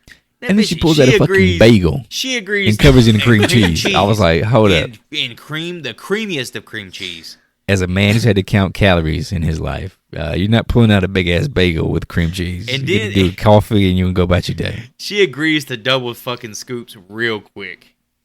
Oh, hell yeah, we doing double real scoop. fast. Of course they. You mean double scoop? We ain't got money for triple, but we got money for double. Quadruples. Waffle cup, waffle cone, waffle bowl. Yeah, waffle Damn bowl. right. I had them carbs on there. Jamie, after school to buy ice cream and a Halloween costume, Jamie decides on a clown costume when Michael suddenly appears to steal himself a new mask. He goes after his niece but flees when she screams in horror. Here's my note for this little section here. Michael literally is stealing his mask from a Dollar Tree. What the fuck, bro? He's literally going to the dollar store to get his damn Halloween mask. See, now, the only saving grace for the mask and how it turned out looking and all that shit is they explain it here that he literally goes and gets an off-the-shelf mask. That's what they literally did. It's gonna look like shit. That's literally what the production did. So the fact that they portrayed it in a way that, hey, this ain't the original mask. The original mask was destroyed in a fire. He's just grabbing some shit off the shelf to work in place of his old mask. Could have changed it anything. Plot-wise, it makes sense. You could have went with the bandage look. Still, that was a cool look. Still looks like shit. I mean, he gets a mask off the fucking off the shelf, and the off the shelf mask is gonna look like shit. He should have stayed with the rat bandage. If you go to a fucking drugstore to buy a mask, guess what? Exactly It ain't what gonna be. This ain't the fucking Spirit of Halloween store. All right. I'm just shocked that they would sell this mask in Haddonfield. Hey, you got me. Haddonfield's a small town. Well, let's think about this. How many witnesses saw that mask? Because there's no one's taking pictures. There's no internet at this time. Maybe Loomis is making the mask and then pocketing the money. It's fucking Loomis. It always comes back to Loomis being a psychopath. There we go. Here's the thing, too. I think y'all might be putting too much credit in, or you're putting too much into. The original 2 movies took place over what? 2 nights? One long ass night. Who the fuck was taking pictures and shit back in and would have even seen what That's the what mask looked like in the There was first no place? witness. And if he died in the fire, they never saw the original mask. And Loomis has. The only person you Jamie can trust is Loomis Lori has. and Lori, who is out of her fucking mind, batshit crazy at this point. Allegedly. Well, I mean, she's dead at this point. Have we even talked about who Jamie is? Yeah, Lori's daughter. I threw it in there. Lori's daughter. Lori's fucking dead. Died in a car I crash. treated the note as year ago. irrelevantly as this movie treats the fact that this is her daughter because they fucking No, they actually have like throw it in there. They have her shoeboxes full of pictures. Mom, that are literally, age 17. They're literally stills from the fucking first movie, like production photos. It's a little shoddy. To your point, I guess it does make sense because it was a mask when he took it the first time, like a pre-built mask. He took it from a hardware store, yep. And maybe nobody did see it, so it just continued to be a Halloween mask. Okay. It's literally Generic it's Halloween the most mask. nondescript mask that's on the shelf. Why is it so hard to fucking replicate then, Joy? I mean, ask these motherfuckers that have paid thousands of dollars to do this shit. Also, a cool note here, the drugstore where Jamie buys her costume would later be seen in The Sandlot. The costume? No, the drugstore itself. They shoot a scene in front of it for The Sandlot. And we also meet Brady here, the shitty kind of boyfriend of Rachel's character, played by a guy named Sasha Jensen. What makes him shitty? I don't know if he's a shitty. I don't know. I mean, I can't really tell if they're a couple or not. Because you ain't talked about Kelly yet. Oh, give me a fucking minute. But the point is, Sasha Jensen plays Brady, who was in Ghoulies 2 from 1987 and best known for 1993's Dazed and Confused, where he played Don Dawson. Dude, I forgot how good that movie is. I went and watched some shorts or some clips from it for his character, to try to get some quotable lines. But he's in overalls like the whole movie, isn't he? It's so good. Yeah, everyone's good in that movie. There's not a bad character in there. I always hated the fact that the kid constantly does this shit, though. The main kid. You ever watch the movie? He does this shit. It's like throwing his hair and shit. Fuck. He'll pinch like between his eyes, like whenever he's thinking or he's trying to like remember a line or something. I'm like, God, this. Yeah. Once you see it, you can't unsee it. You get fucking whiplash throwing that hair. Now I can't rewatch that. You watch it, you'll see it at least 100 fucking times. I swear. We also meet Kelly Meeker, who was played by Miss Kathleen Kinmont, who we have covered before on this podcast, known as the Bride from Bride of Reanimator in 1989. Also played a character by the name of Charlene Ballard from 1997 to 1999 on a little show called Silk Stockings. Oh, it's happened again. It's come back. Dude, it's, like you said, she's a blast from Horrible Film School Past. You know, we recorded that episode back in November 2021. Holy shit. That's been a That's long 3 years ago? time. Wow. I still fresh, remember man. them tits on the slab, just like it was yesterday. That was almost a hot zombie lady. God, she was yeah. She's hot as fuck in this movie. Oh my God, she's so hot. Yeah, she's so hot that she is actually the ex-wife of the Bold and the Beautiful star Lorenzo Lamas, who played Hector Ramirez. Renegade. Wasn't he the Renegade guy? Yeah, Renegade. USA show? I think that's what he's known more for, is Renegade. Yeah, I remember that. I used to remember seeing those commercials all the time as a kid. Never watched a minute of the show. But yeah, I really can't tell if Brady is her boyfriend or if they're gonna be dating here's soon. The It's thing, really... the way these women talk about Brady, he ain't a fucking boyfriend. This dude's about to marry one of them. Yeah, everyone's like, you got to be serious about the women you're trying to fuck here, Brady. Yeah, they it's like, I guess it's small town syndrome. Like you hook up with a guy or you try to get with a guy. It's like, all right, I'm gonna marry this motherfucker. The relationship building in it, you can kind of tell the script was written in 11 days. Yeah, I think I read that due to like production restraints, the fact that the budget wasn't as high as they wanted it to be, that they added more into the love triangle than what would conventionally be like more kills or more action sequences. So that night, as Rachel and Jamie are trick-or-treating, Michael breaks into the Carruthers' house and kills the family dog, as he usually does. Loomis arrives in Haddonfield and warns the new sheriff, Ben Meeker, that Michael has returned. As they search for the girls, Michael tosses an electrical worker into a transformer, plunging the entire town into darkness. He proceeds to kill most of the town's police force, prompting the locals to form a lynch mob. Ben Meeker here, the sheriff, is played by a fellow the name Bo Starr, who played Henry's father in 1990's Goodfellas. I thought that was pretty cool. Yeah, that's pretty neat. He was also in Speed from 1994. He was a police commissioner there. He had a part in Cinderella Man as well, but his whole claim to fame, in my opinion, is he's actually the brother of Mike Starr. You guys know Mike Starr? All I can think of right now is Martin Starr. Who's Mike Starr? Mike Starr is the guy from Dumb and Dumber, Joe Mentalino, who is he's accidentally killed by Harry with rat poison during Joe's ulcer medication. It's his brother. Oh shit! Damn, they do kind of look alike. Now both of them played ball at Hofstra too. Like, I don't think Hofstra is like a prestigious football college, but they're still like what, 2 or 2A or something like that. Something like that. I don't. Some big hardy boys. That's what you're trying to tell me here. They both have some facial scars that are pretty deep. Yeah. I mean, the scars are minus, the past is real. Well, this is true. Yeah, that's a fact. I heard that once. Papa said it yeah, best. Michael killing another fucking dog here. That's 3. He got hungry. That's 3 in 3 movies. That's 3 in 2 movies. Because he did it, and he killed 2 in the first movie, in the original, and then the third one here. Because he ate 1 in the first one, and then he killed, was it Lindsay's dog? Yeah. I mean, this one is like just thrown in there just to say that he did it. There's no relevance. It's barely acknowledged. Same thing with the police force that he apparently wipes out off camera. I feel like it's like a checklist for Halloween films. They're just checking these things off. Oh, yeah, we got an homage. Okay, moving on. The electrical worker, I love this fucking scene because it's just so, like, corny. He says, Michael's walking up to him, he says, "Don't pull that Halloween shit with me." Boy, Mikey picks up Bucky and just tosses his ass right into the damn transformer. Like yeah, normally, so casually too. Normally, Michael Myers' MO, he'll go around and he'll like disable phone lines and all this other shit. Here, he says, "Fuck it," literally throws a whole human being into. Just tosses his ass. This Michael Myers has like a certain brutishness about him. Like, you know, it's a lot about brute force. Like, he's literally taking his thumb, ramming it into somebody's face. He's picking motherfuckers up, throwing them into shit, pulling people's faces off. The dude's like, he's a savage. Maybe he's gonna take the mask off. It is John Cena, and da da da da.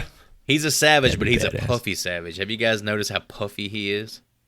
Yeah, people talking about like this guy was chosen for his stature, and I'm like, just the fact that he has a stature, or that he's supposed to be like a Hulk, because I'm not getting like Hulk. No, vibes. apparently he wore like hockey pads or some shit under his costume. Yeah, it makes him look awkwardly shaped. He looks so stiff, it's fucking weird. Yeah, definitely throws him off. He doesn't have the same like imposition, even being in the original. Like, he wasn't that tall. He's like a robot. Like, Nick Castle wasn't like that big, but yeah, it was like an unnatural way about him. This guy just seems, I don't know, like he's trying to be Michael Myers, you know.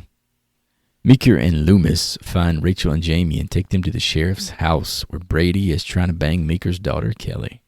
They barricade the premises as Loomis departs to find Michael, who has already snuck into the house. The lynch mob accidentally killed a dude that they thought was Michael. Shit, Ed. Dude, it's Ted Hollister. It's Ted Hollister. Why the fuck? Dude, it's Why Ben the fuck did y'all Tramer shoot at this all person? over again, baby. Why did they shoot at this guy? Because there's a damn bush moving. Because one person said, maybe that's him. No, he said, literally said, I saw his face. Okay. No. And this dude was jacking in the fucking bushes, and he got what was coming to him. They didn't just see Tim Hollister in the bush. They unloaded every piece of ammunition they had. They had to reload. Everyone had to reload after the fact.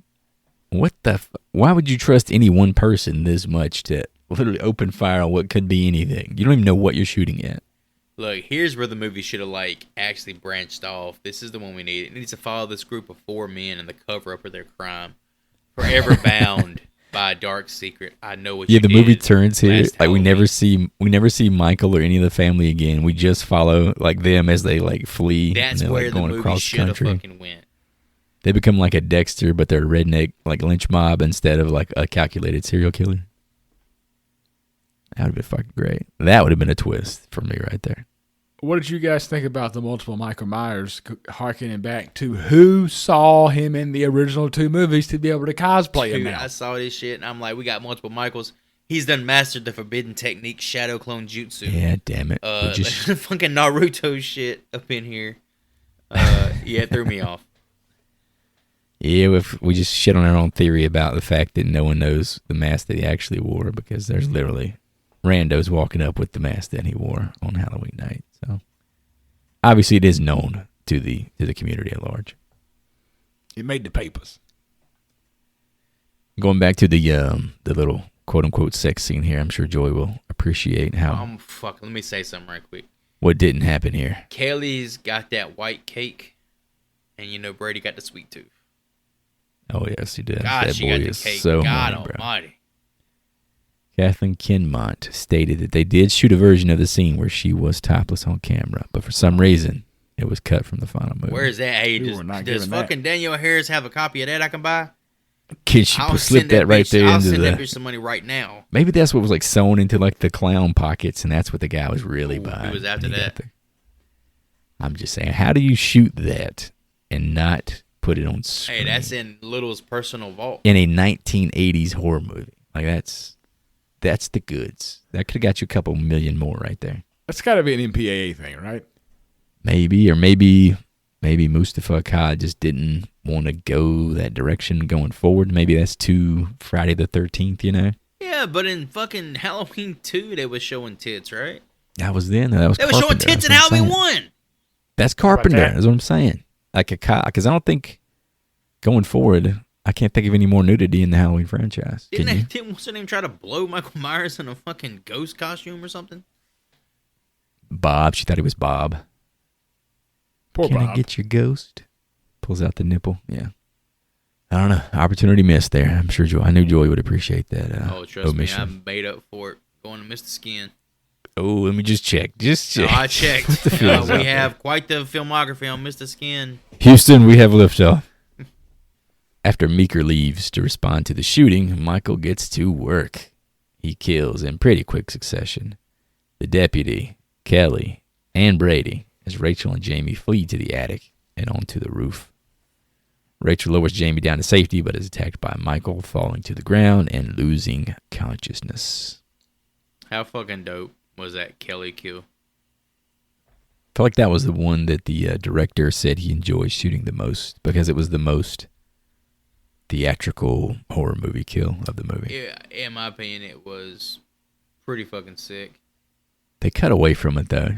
I made a note about that. It did cut away from it. I want to see some prosthetics at work. Pinning her to the wall, turning her into like the sexiest piece of taxidermy ever. But they really didn't do the kill justice. Like, say what you want about Rob Zombie or David Gordon Green's Halloweens, but they would have made this kill way more brutal, and way more memorable. It's not even like the brutality. For me, it's memorable because here. I just think it's a fantastic. All right, you finally it's great. You finally give Michael Myers a gun. What does he do with the gun? He fucking stabs somebody with it. Yeah. He can't. He can't use that. That ain't cool. He's like he's the opposite of John Wick. He's the Batman of serial killers. But yeah, like I said, the conceptually is cool. I don't need to see like the brutality necessarily. I just wanted to see like a cool effect, of how could you get this on camera and make it look like it really happened. Felt a little cheated there, but it is a great way for Michael to kind of beef up his kill. Before we exit with Miss Kelly, before that, Rachel threw some hot coffee on her for messing around with her boy Brady. That was such a weird scene, dude. The dialogue. So bizarre. Yeah, Rachel is not. She's fine in most of the movie. That scene, she is not great. I don't know why, but I was watching her face during that whole scene because she was the one who's supposed to be bringing the emotion. And I was just like, this was a bad take. She is not into this character right now. It was unbelievable. I gotta have some coffee, bitch. She talks about how a man needs this and what a woman's got to do. And what a woman's got to do. It was pretty brutal, like cliche. Yeah, you got to serve the fucking man type shit. But while you're thinking on that, what about Mike just chilling in that damn rocking chair, dude? I do like that scene. Sitting there like a damn grandma, just fucking waiting with a shotgun. And Kelly's coming up to him with the coffee and it's like just having a casual conversation, not realizing sure is cold that out. The deputy's folded up like a fucking pretzel right there next to him. More off-camera shit there, though. That was a little annoying. All right, here's the out-of-pocket shit. He's not married. Besides, I've got a right to do what's best for me. You're damn right. And this it's like that little house on the prairie shit. What you do best, as in fuck everybody. You slut. But she's treating it like it's like a little house on the prairie. Like she needs this man to survive. That's what I'm saying. Like I got to reap the fucking harvest. Everybody's trying to marry this fucking dude. I need this guy. I'm not gonna make it through the winter. He works at the fucking drug office, the drug place, giving out prescriptions. He's not like the end all be all, guys. He's the big guy on the block. He's got them scripts. He's slinging that hot RXD, baby. Got the fucking perks, baby. Perk 10, perk 20, perk 30, perk 40. I will say the framing of the Brady kill is some of the best camera work I think in the movie. They shoot it with the big window in the background, and him and Mike are the way they're framed up is really nice. God, he is no match for the shape, huh? Yeah, he gets rocked. And I do like the way he casually drops the gun over the side of the banister. Nice. It's just coming for your ass. I got a question here that just didn't make sense to me, and maybe I'm not a home improvement person like I thought I was, but Brady grabs the door handle, shoots it, and says, "It's metal." It's metal, yeah. Runs away. What do you think? It was ceramic? Like, what does that mean? I'm pretty sure you can shoot through a metal door handle. He said, even like, because I was when Rachel was like, well, "What does that mean?" I was like, "Shit, I'm kind of with Rachel on this one, bro." Like, what does that mean? He goes, and of course, he looks back to the camera, and the music kind of drops a little bit. He goes, "It means we're stuck in this house. I don't think you are, Brady. I think if you just shoot it one more time, you probably can get the fuck out just fine. I mean, it's a wooden door. Just shoot the door again and kick it open. Yeah, I was a bit over my head, so I'm sure maybe it really clicked with the audiences in 1988. But us modern idiots, no fucking idea what that meant. I was just watching it, and he said that, and I was like, surely he didn't just say that. And I rewound, I was like, oh, yeah, he did say that. I know a lot of people talk about the rooftop sequence being like a genuinely scary moment. I've seen this movie a million times, so it's hard for me to kind of be fresh with it. He's chasing. I mean, I don't like heights, so being on a fucking roof shit. With a kid strapped to your back like a goddamn backpack is kind of like terrifying. Yoda training. Yeah, she's wrapped around. I think she's genuinely scared in this scene. She says Rachel so many times in this fucking scene, dude. It started to irk me. Guess what? In the next movie, you ain't gotta worry about that too much. Apparently, Daniel Harris actually cut her leg during the shooting of the roof scene and had to get it bandaged up. Oh, just from the shingles themselves, or she catch a nail or something? I mean, I think she caught a nail, but it was like halfway through the roof production. So in some shots, they have her leg taped up. And also, I made a note that it's not until 1 hour and 7 minutes into, I think, a 1 hour and 23-minute movie. Pretty tight. That Michael actually wields his kitchen knife. That's on the rooftop. Is it the first time you see it? Yeah, I thought that was weird. He's crawling over like awkwardly over like the stab happy movie. This is definitely a blunt force, brutal, get it done by any means necessary type deal. More of a Jason style, maybe. Pursued by Michael, Jamie runs down the street and runs, of course, into Loomis. They seek shelter at the school, but Michael finds them and tosses Loomis's ass right through a glass door. He chases Jamie through the school until she falls down a flight of stairs. Michael prepares to kill until Rachel reappears and subdues him with a fire extinguisher. Luckily, the lynch mob arrives and agrees to help the girls get out of Haddonfield. How much attention did you guys pay to the scene where Loomis is thrown through that a lot of attention. That mask is an entirely different mask. It is an entirely different mask.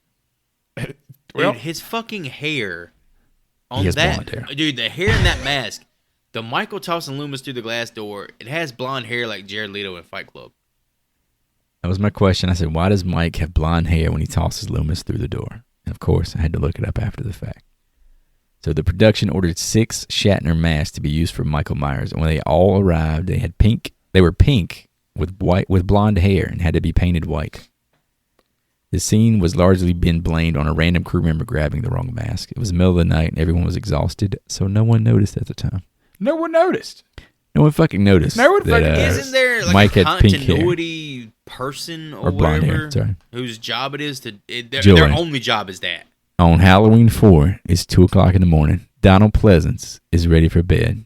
He needs a cup of tea. They said, poor Donald Pleasance. Throw him through this fucking window and we're going to wrap for the night. Okay, done. They said they're not going to ever reshoot that. They shot a lot of this shit at night and he was like complaining how cold he was. You imagine Donald Pleasance. Well, he's old as shit at this point, 60s, man. He's in his late 60s, early mid-60s.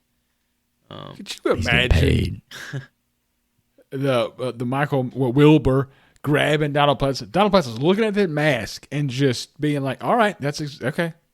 That makes sense. Fine, let's fucking go. Cut. I'm ready for my trailer. Why the hell does Loomis say, where's the schoolhouse? In like this moment of fucking panic, and it's his first thought. It's so random. I had the same question. He grabs Jamie. Where's your schoolhouse? She's like, it's over there. What the heck? Why are we going to school? What the fuck is this about? His thought process. You looking for dry erase markers or what? He's looking for some place that's going to be like an alarm. It's going to have an alarm and it's going to be fortified. A school is pretty well fortified in terms of being like protected gates and locked doors and stuff. Yeah, from like intruders and shit. Because as soon as he opens the door and the alarm goes off, he's like, okay. He tells her, hey, we're gonna hear sirens in a little bit. They're gonna notice this, and that's what brings the hillbillies there. They hear. It's also what brings Michael there, though. Is my point. He didn't know where the fuck you were going. Yeah, that's true. You just told him. Schoolhouse. Where's the schoolhouse? Jamie, where is it? No, it's fucking. We have to go to the schoolhouse, please, now. Along the way out of town, they meet a trooper who tells them there's a substation up the road where they'll be safe. Michael, who has been hidden underneath the truck, climbs aboard and kills every last man on it. Rachel takes the wheel, throws Michael off the truck, and rams into him. That's a Steven Seagal eat your heart out moment. That's fucking slow motion, baby. Mark for death. Slow fucking motion. Meeker and Loomis arrive with the rest of the mob, and Jamie approaches her uncle, touches his hand. As he rises, Meeker and the others shoot Mike until he falls down the abandoned mine shaft behind him. How the fuck was Mike really hiding beneath that truck that whole time? Well, they are distracted. I mean, we've seen over the course of 3 movies, he pops up in the most unexpected of places. It's not very out of character, or it's not a huge leap in this movie universe to think he may have been hiding under there, like when they were all talking to each other and trying to figure out why the fuck y'all at the school. There's a guy here, blah blah blah. Like he somehow was able to get in behind it and just hang out under it. I mean, the guy's like stupid strong. Could you imagine seeing Michael Myers just holding on to the undercarriage? Yeah, like his boots just dragging. That's what I want to see. What the fuck am I thinking? Child's Play 3. Yo, his little feet are kicking. Yeah, like Michael Myers' little feet kicking. Yeah, that's what I'm saying. Like, what if he like had like a moment where he lost his grip and you just see his boots fucking dragging behind him? Because when he climbs over the tailgate, it's really awkward, like an old man trying to get up off the couch or something for a minute, the way they shoot it. I'm like, this just does not look like a man who had the strength to fucking hold himself in a plank pose up in the air underneath his truck for the last 20 minutes. So this movie had an absurd gas station explosion and then an action-fueled car fight scene. Fucking stabbing. He's fucking throwing motherfuckers off the back of the truck. There's people, they're within like 2 feet of each other. Mike's just fucking manhandling one. The other guy's not reacting at all. He's fucking waiting. It. He's not feeling it on his elbow. How sick is it when he breaks that fucking driver's side window, though, and rips the guy's face off? Yeah, it's pretty fucking gross. That's fucking dope. That's Ben Tramer's dad. Oh, is it? Yeah, I think they did note earlier that his son got caught up in the mess 10 years ago. But again, like all the best gags are hearkening back to the original, like him smashing the window for the nurse at the beginning of 78 Halloween. Yeah, with his hand, and then this time's his fucking face. Yeah. It looks so stupid. That fucking mask. Looks bad. It's the mask again. I'm like, God, you really had to put the mask right up to my face. Oh, you know, they were proud of that you know, Rachel Ellen, I guess is her name, saw that. She started probably fucking laughing.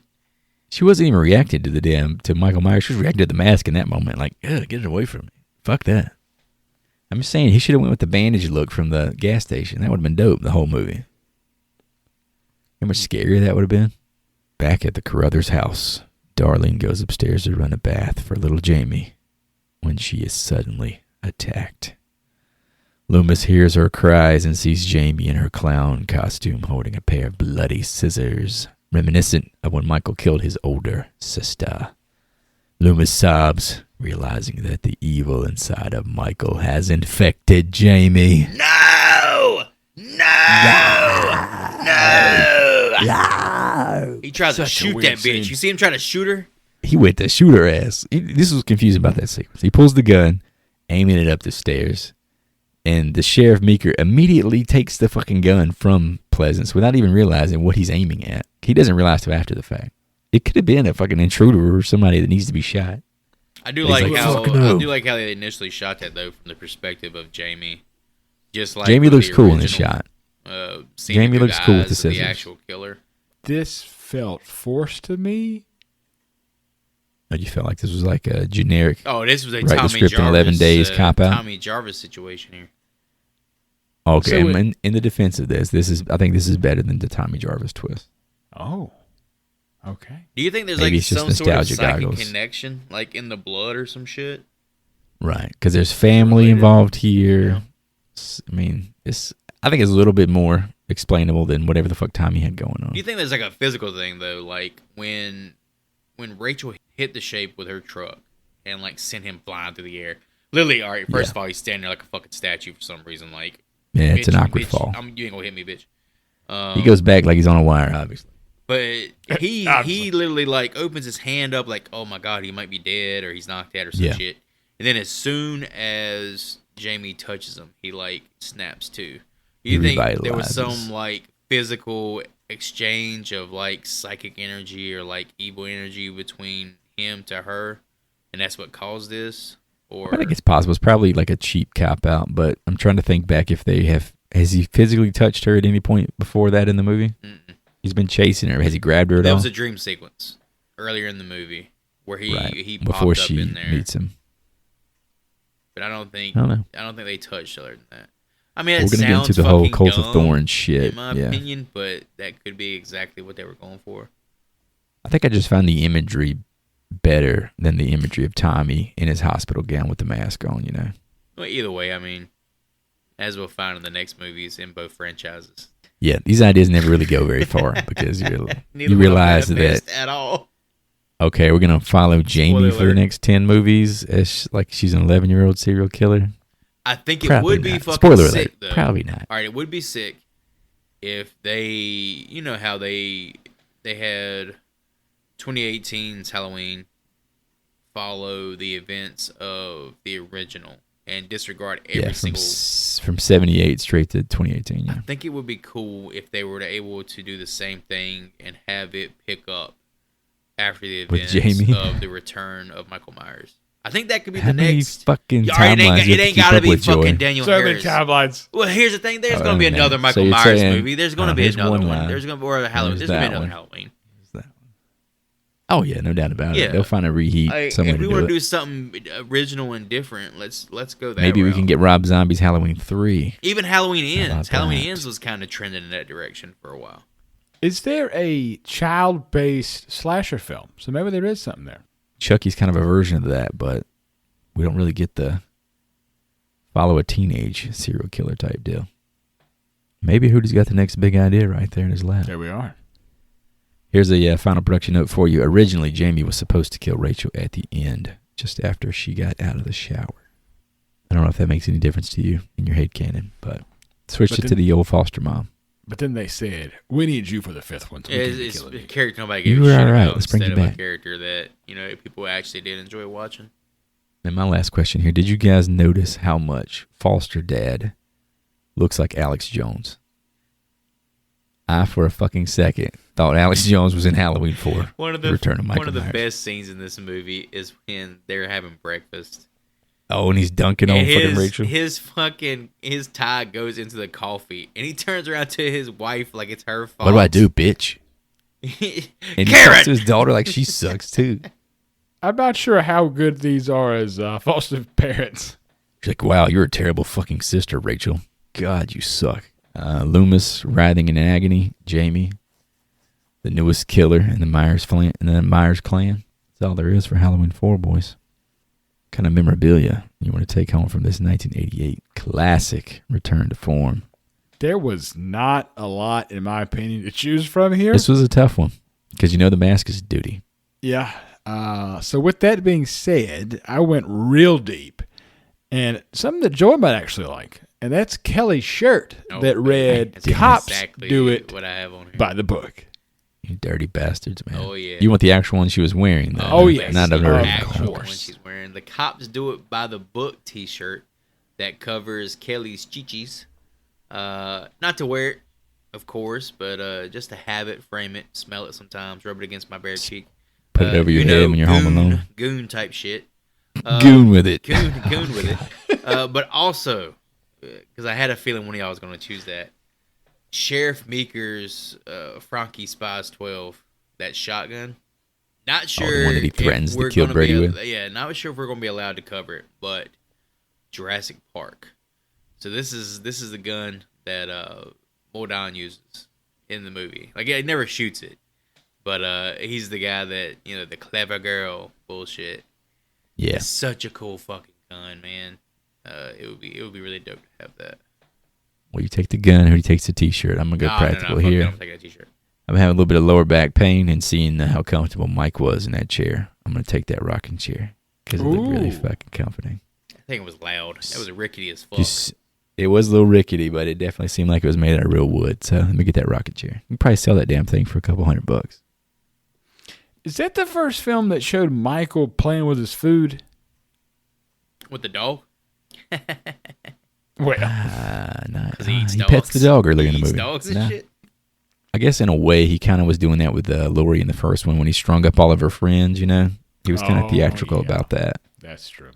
All right, fellas. All that being said, get out your grade books. Pass down letter grades here for Mr. Dwight H. Little's Halloween 4. Mr. Nasty, what did you think of this one? Well, so much for that Halloween as an anthology idea, as the people were starved for more Michael Myers. So, to appease the masses, The Shape is back in 1998's Halloween 4, The Return of Michael Myers. As far as the performances, Danielle Harris is great as Jamie. She excels as a kid who's been orphaned and dealing with her traumatic past and the repercussions of that past. Donald Pleasance is a little more reserved in his role as Loomis this time around, but is still the GOAT, even with the inconsistent makeup effects and frequent disappearance and reappearance of his character throughout the film. Halloween 4's Michael, played by George P. Wilbur, has this awkward stiffness to him, giving him, making him more akin to a mummy or Frankenstein, as opposed to an unstoppable force of sinister determination. Speaking of Mikey, The Shape's mask looks like shit, while the director and cinematographer could have very easily hit it with better lighting choices. They go out of their way to constantly illuminate Michael in a contrasting manner, drawing even more attention to the piss-poor quality and fit of Four's mask. Another point of mediocrity, the score, while serviceable, doesn't stand out at all in comparison to the previous entries helmed by the legendary John Carpenter, but then again, that's a lot to live up to.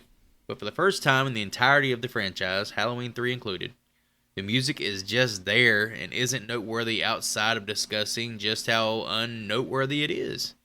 Pedestrian is a good word for it. The kills this time around range from uninspired to outright sick, with the Smith Grove attendant having his brain scrambled by Mike's thumb, and Kelly being impaled by the shotgun, that kill in particular being a top 10 for me personally. There is a certain sense of brute force used in these kills that does deviate from the typical stabby Mr. Myers has become known for at this point, and I can appreciate that deviation. But at the end of the day, the return of Michael Myers returns to where its fans demand it belongs. Back to the well. In its back to the basics approach, Halloween 4 makes for an enjoyable sequel, albeit a predictable one. Aside from that ending, of course. I'm just disappointed that we won't have the chance to witness what could have become of the franchise if Mustafa Akkad had stayed the course after Season of the Witch, to see what kind of unique and fresh ideas could have potentially come to life with this universe. But I guess sometimes it's best to go with the devil you know. Halloween 4, The Return of Michael Myers, grades out with a C. Okay, C. All right. Well, Halloween 4 for me gave us back the Captain Kirk mask-wearing slasher that we have come to love over the years. However, it lacked the originality and execution of the first two films in this franchise. Halloween 3 is its own thing, in my opinion. Dr. Loomis coming back did help this film be at least palatable, but the shallow characters and weak plot sinks this film for me. Jamie shows a lot of promise, but the ending left a bad taste in my mouth because it came off as forced. Maybe next Halloween will be better. We can wait and see, but this one fell flat. I give this film a D. Damn, D for dick on this one, huh? All right, this one's tough for me. It's tough to kind of separate the nostalgia brain. This is a movie I think I've literally seen upwards of 50 times, if I had to guess. This was a staple of cable television in the mid-90s when I was growing up. Start with the good things here. Mr. Donald Pleasance hams it up, which is great fun for me here. Danielle Harris is solid, and definitely a win for the casting department. Glad she made a career out of this, as seemingly no one else did. I also wanted to shout out the effective use of the shadows and the lighting in this one. I feel like the cinematography is a bit underrated, and the fact that they didn't use the score to create tension as well as they seem to have done with the lighting is kind of a testament of why this one doesn't quite work for me as well as it probably should. There's some actually genuinely tense chase sequences, especially in the third act, which the cinematography, I think, did a better job of elaborating on than the score itself. Back to the negatives, though. This movie has cash grab written all over it. It is filled with predictable plot elements and character decisions. And my biggest gripe, probably, the Michael Myers design just is not as intimidating as he is in previous films. Michael is back, but his heart ain't in it. If you're hoping for anything close to the Carpenter original masterpiece, you're in for a trick and not a treat. From Mr. Little, I give a C for Halloween 4. And I have to say before I wrap up this review, happy, happy Halloween, Halloween, happy, happy Halloween, Silver Shamrock. Never forget Halloween 3. All right, recapping our audience score guesses from Rotten Tomatoes. This was a no-win intended guess at what the audience score would be, as this was a mandatory assignment for us guys, but we played the game anyway. Low man was Mr. Hootie, guessing at 35%. Joey said 40.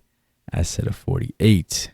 The actual audience score on this one was higher than we all guessed. This was a 53%, boys. Whoa. More than half the folks thought this was pretty fucking cool. That's wild. All that's coming from Kelly. All that is Kelly's the like Kelly T-shirt squad. It does help. The Goon Squad, if you will. The Goon fucking Squad. Gooner. Is that the next? Like, there's Boomers and Zoomers, now there's Gooners. Gooner. Can't stop gooning. Can't stop, won't Whole stop. generation of Gooners. Just Gooning, man. That's the next T-shirt. Just Gooning. Just gooning. All right, so yeah, no, nothing at stake there, but looks like we were a little undershooting the impact of Halloween 4, boys. So, if you remember correctly, I was in the winner's seat a few weeks back. So it was time for me to choose something for us to get into at the end of this October season before we start what looks to be it's like we got a lot of iconic guys coming up soon. We got a Freddy coming up. We got a Jason coming up. We just wrapped a Michael. So we are in slasher territory for sure. So, that being said, I've decided, in order especially to get to these unseen sequels for myself personally, we got to go back to the well, to what started it all, 1960s Psycho. Prepare to be bored out of your fucking minds. Prepare for Joy to see something he's never seen before. Good God. Watch out for that chocolate syrup. It's going to be terrible. Oh, baby, it's coming. Black and white. This is a black and white movie, Joy. How long is this movie? Get your fucking butt ready. Get your butt in gear, you little gooner. This is such a crisp pick. It's going to be so fucking long. This has to be done. Are you guys serious? I mean, come on. Come on, man. We're supposed to be having fun here. You getting us on some fucking high art bullshit. Highfalutin. You gotta get through this to get to the To get to what, corner shit birds? that you like. Nobody want to watch that shit. When do we get to Congo? When is Congo coming? Oh, That's the real fuck, man. question. We should do Congo instead. Give the people, you know what? Mustafa Give Khan the had it people what right. they Give want. the people what they want. They don't want Psycho. They want the fucking Congo. You want Halloween 3 They want or do you want Puppet Halloween Master 4? 3. Joy? They want Bad. Puppet. They Bad want Puppet gorilla. Master, the new Bad, Reich. bad. Have you ever seen Bad that gorilla. one? New Reich? Yeah, the new Jesus, Reich. is that like a Nazi one? Yeah. Fuck, that sounds brutal. All right, folks, go and watch the trailer on YouTube. You can check out our YouTube channel to watch along with us, and we'll be right back.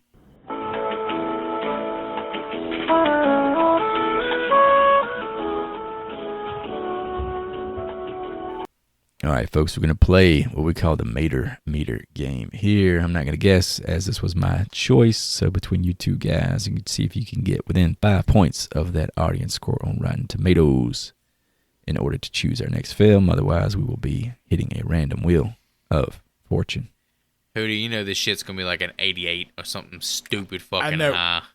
We're just going to be Stupid shooting at like a high. random number here. What I'm going to do is I'm going to give you a chance to win. Why don't you just goon on it for a second, Joey? Yeah, I'm going to give you a chance to win. I won't choose within 5 points of you. You go first. Box I'm this gonna- motherfucker out. I think I'm going to go 92. Price is right rules. I'm going 93, bitch. Fuck you. Got it. Give me I'll go 80. I'll go 80. You got 92. 80. I think you're And right. it's- 80 and 92. Yeah, Okay. And it's gonna all be the like an reviews 88 from or the- some shit. It's all the reviews from the 60s, so that messes up the Rotten Tomatoes shit. Wait, what? Oh, you think old movies might be scaled? What's the audience score? It's audience score. Too. Yeah. I doubt anybody who saw this movie in the Here's 60s the thing. It's audience has internet score. access. So guess what? Anybody young ain't gonna have watched this shit. It's gonna be everybody in their 70s and 80s who's reviewing this. I saw this when I was a teenager. What the fuck? Oh, back in my day, all we had was The Birds and Psycho. These were the best movies ever. You're gonna be eating so much fucking crow, bro. The amount of old people that tell me, like a bird, like that movie, The crow, Birds. Bro. The amount of old people who tell me how terrifying The Birds is ridiculous. I'm not necessarily gonna go to bat for the birds. First of all, birds ain't real. You're gonna eat. They're not real. You're gonna eat crow on Psycho, dog. It's conspiracy. But like I tell older people that I have a horror podcast, and they're like, "Oh, have you seen The Birds?" I'm like, "No. Why the fuck?" That's like the go-to. Yeah, it's like the go-to horror movie for old people. Oh, have you guys done The Blob yet? Oh, nice. You ever seen the 50-foot tall woman? I love that one. Nosferatu. Shout out to the silent film era. All right, folks, where to watch this? Looks this is actually streaming on Netflix at the moment, so it's instantly accessible to a lot of people. Yeah, you can probably find this in your fucking library. You might be able to find this at a You might need the original fucking reel. Laserdisc. Get this on Laserdisc. Well, you got Beta. Is it on Betamax? That's the only way to watch this movie. I'll be like in an old cop drama. Get the wood library and sit in an old dusty room and watch it. Yeah, you be watching it on that fucking newspaper machine, microfiche. Yeah, the microfiche where you if you move it fast enough, it looks like fast. It's a movie. Yeah. Of course, you can rent or buy it everywhere, like Apple, Amazon, all that good stuff. Thank you for listening. Check out horriblefilmschool.com. You find links to all the goods, episodes, socials, merch. Remember to rate, review, and subscribe. If you're feeling generous, send us some Halloween candy. I'm going to send my support to women giving up on some truly mid-D thanks to babysitting obligations. As always, if you're hearing our voices, tell at least one person you know. Spread that love. Spread the campaign that is the Horrible Film School. And I get the opportunity to go watch one of the supposed cornerstones of horror. And I'm out. Thanks for all the likes, the subs, the listens, the follows, the downloads. We really appreciate you as guys and gals support, as well as your time and attention. Be sure to join us in the next one when we check into the Bates Motel with 1960s Psycho. Class dismissed.